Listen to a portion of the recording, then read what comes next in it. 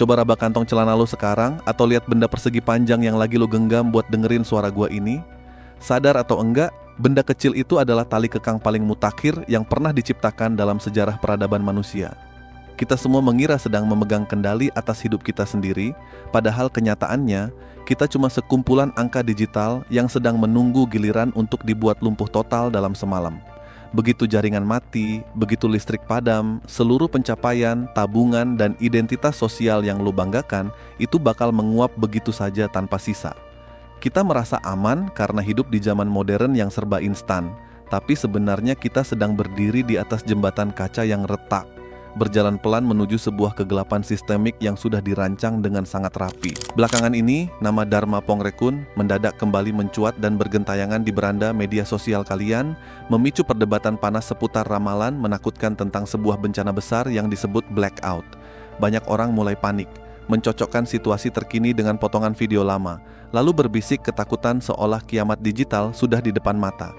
Isu tentang hilangnya barang-barang penting secara misterius mulai digoreng di mana-mana, menciptakan kepanikan massal yang anehnya justru laku keras sebagai komoditas tontonan. Tapi mari kita lepaskan dulu atribut kepanikan itu dan mulai berpikir jernih dengan kepala dingin, layaknya seorang teman yang sedang ngobrol santai di teras rumah sambil memandangi realita yang ada. Gue enggak akan mengajak lo buat menelan mentah-mentah teori konspirasi yang beredar, tapi gue juga enggak akan menyuruh lo untuk menjadi manusia naif yang percaya bahwa sistem yang kita jalani sekarang ini baik-baik saja. Kita harus berdiri di tengah, menjadi pengamat yang skeptis, tajam, dan berani mempertanyakan kemana arah dunia ini sebenarnya sedang digiring. Kalau kita bedah pelan-pelan, narasi tentang pemadaman massal atau blackout selama 7 hari ini sebenarnya bukan sekadar bualan fiksi ilmiah belaka jika kita melihat betapa rapuhnya ketergantungan kita pada infrastruktur digital. Ingat kejadian pemadaman listrik skala besar di wilayah Sumatera beberapa waktu lalu yang sempat membuat roda ekonomi lumpuh seketika. Orang-orang panik karena tidak bisa bertransaksi, sinyal telepon lenyap, dan mesin penarik uang otomatis berubah menjadi kotak besi tidak berguna. Itu baru pemadaman teknis akibat gangguan transmisi lokal yang sifatnya sementara, tapi efek domino yang dihasilkan sudah cukup membuat masyarakat kota yang merasa modern langsung bertingkah seperti manusia purba yang kebingungan mencari arah. Dari kejadian itu, kita diperlihatkan sebuah simulasi kecil yang sangat menampar wajah kita sendiri. Sebuah bukti otentik betapa rapuhnya tatanan hidup yang kita agung-agungkan selama ini. Prediksi tentang hilangnya barang-barang tertentu di pasar saat krisis mulai terjadi sebenarnya adalah hukum alam ekonomi yang sangat logis dan tidak perlu dibumbui dengan mistisisme. Ketika kepanikan massal atau panik buying melanda, hal pertama yang akan lenyap dari peredaran adalah alat tukar yang paling nyata, yaitu uang tunai. Di saat pemerintah dan korporasi global sedang gencar-gencarnya memaksa kita masuk ke dalam ekosistem nirkas atau cashless society, kita justru sedang menyerahkan leher kita ke dalam sistem yang bisa dimatikan hanya dengan satu tombol klik. Coba kalian pikirkan secara logis, apa gunanya angka 0 di dalam saldo aplikasi perbankan lo kalau layar ponsel lo mati total karena tidak ada daya listrik? Uang digital itu fana, dia hanya ada selama ada aliran elektron yang mengalir di kabel-kabel bawah laut.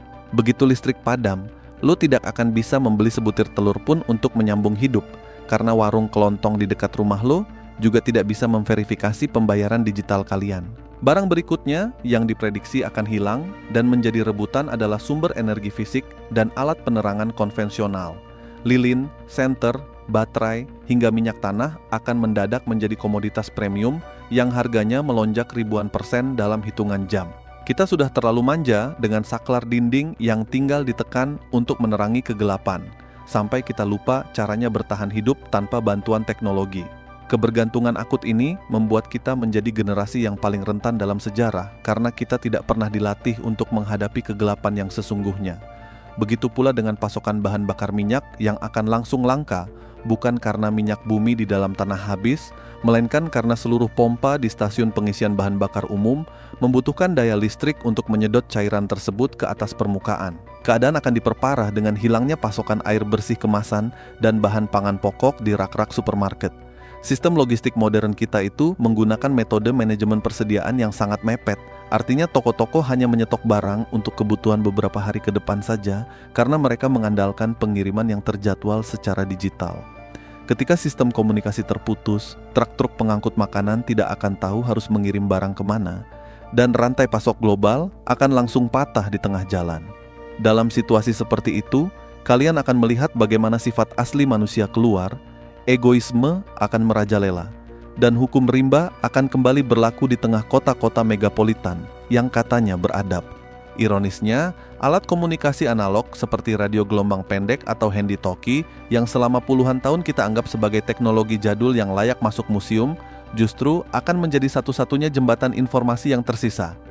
Kita sekarang terlalu sombong dengan jaringan internet cepat yang bisa menghubungkan kita ke seluruh penjuru dunia, tapi kita lupa kalau jaringan itu dikendalikan oleh segelintir perusahaan raksasa yang punya kuasa penuh untuk memutus akses kita kapan saja mereka mau. Kita dipaksa bermigrasi ke ruang digital, dipaksa mempercayakan seluruh dokumen penting kita ke dalam sistem komputasi awan, yang kalau boleh jujur, sebenarnya adalah bentuk penyerahan kedaulatan diri paling sukarela yang pernah dilakukan oleh umat manusia sepanjang sejarah. Dharma Pongrekun, dalam berbagai klarifikasinya, sebenarnya tidak sedang mencoba menjadi seorang peramal dadakan yang bisa memastikan tanggal dan jam terjadinya bencana global tersebut. Kalau kita mau mendengarkan narasinya secara utuh tanpa potongan video yang sudah dipelintir demi mendulang klik di media sosial, esensi dari apa yang dia sampaikan sebenarnya adalah sebuah peringatan keras tentang pentingnya kedaulatan diri dan ketahanan nasional. Beliau ingin kita membangun cara berpikir kritis agar tidak mudah disetir oleh agenda global yang seringkali dibungkus dengan narasi kemajuan teknologi atau kesehatan masyarakat. Kita seringkali terlalu silau dengan istilah-istilah keren seperti digitalisasi birokrasi, kecerdasan buatan, atau sistem perpajakan terintegrasi, tanpa pernah mempertanyakan siapa yang sebenarnya memegang kendali atas data pribadi kita, dan apa yang terjadi kalau sistem pusat itu mengalami kegagalan total atau sengaja dimatikan oleh pihak luar. Sikap skeptis ini penting, bukan untuk membuat kita menjadi manusia paranoid yang menutup diri dari kemajuan zaman dan memilih tinggal di dalam gua, melainkan untuk menjaga agar kita tetap memiliki kendali atas hidup kita sendiri. Jangan sampai kita menjadi generasi yang lumpuh total hanya karena aplikasi di ponsel kita sedang mengalami gangguan peladen selama beberapa jam. Kita harus mulai belajar mendiversifikasi aset dan kemampuan kita untuk bertahan hidup. Kalau lu punya uang, jangan semuanya ditaruh dalam bentuk saldo digital atau saham teknologi yang nilainya bisa dimanipulasi lewat algoritma.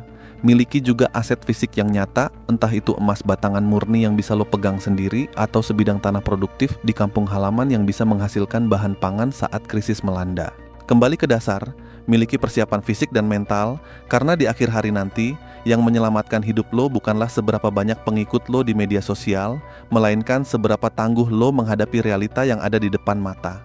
Jadi, daripada kita terus-terusan ketakutan memikirkan kapan blackout itu akan terjadi atau sibuk memperdebatkan apakah ramalan itu valid atau sekadar histeria fiksi, lebih baik kita jadikan momentum ini sebagai alarm pengingat untuk membenahi diri.